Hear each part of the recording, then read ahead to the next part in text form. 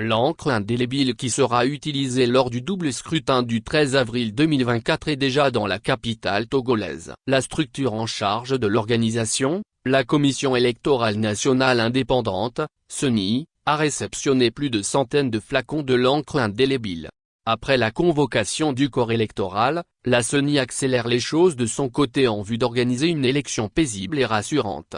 La preuve. Elle a réceptionné un important carton contenant de flacons d'encre indélébile qui sont fournis par la société Netcom, société anonyme / cette dernière avait remporté l'appel d'offres en raison de la qualité du spécimen d'encre qu'elle avait présenté. Aussitôt l'arrivée du lot d'encre indélébile, des chercheurs du laboratoire de chimie de l'université de Lomé ont entrepris des prélèvements aléatoires dans plusieurs cartons. Et les nouvelles sont rassurantes. Aujourd'hui, plus de doute. L'encre indélébile que la CENI a réceptionnée ne souffre de rien. D'ailleurs, les chercheurs se veulent rassurants sur sa qualité après prélèvement des échantillons de plusieurs cartons. Nous devons nous assurer que cette encre indélébile répond aux normes de qualité requises pour garantir l'intégrité du processus électoral. C'est un aspect crucial pour la démocratie et la transparence des élections, renseignent des chercheurs. Ceux-ci soulignent que des tests seront menés pour détecter toute trace de contrefaçon ou de falsification dans l'encre indélébile. Il est impératif que l'encre indélébile utilisée lors des élections soit véritablement indélébile et ne puisse être effacée ou altérée de quelque manière que ce soit,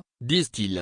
La CENI appelle à la soumission des dossiers au siège de l'institution, au siège de chaque CELI. Partis politiques, regroupements politiques et les groupes de candidats indépendants sont invités par le président de la CENI, Dagoyabre, à soumettre leur dossier au siège de l'institution pour les élections législatives et au siège de chaque CELI pour les élections régionales, du 19 au 28 février 2024.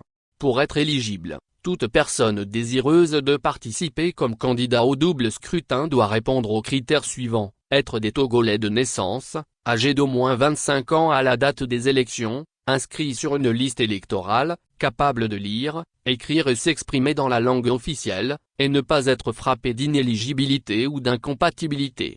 Dans un communiqué de la CENI, le président renseigne que les députés seront élus selon un scrutin de liste bloqué à représentation proportionnelle, chaque liste comportant le double du nombre de sièges à pourvoir dans chaque circonscription électorale. Les candidats seront déclarés élus selon l'ordre de présentation sur la liste. Ce qui est de l'élection des conseillers régionaux, les candidats éligibles doivent répondre aux critères suivants: être des citoyens des deux sexes, âgés d'au moins 25 ans, jouissant de leurs droits civils et politiques, capables de lire, écrire et s'exprimer dans la langue officielle, et résidant depuis au moins 6 mois sur le territoire national. C'est au suffrage universel direct que sont élus les conseillers régionaux, selon un scrutin de liste bloqué à représentation proportionnelle, chaque liste comportant un nombre de candidats supérieur au nombre de sièges à pourvoir dans une proportion de 50%.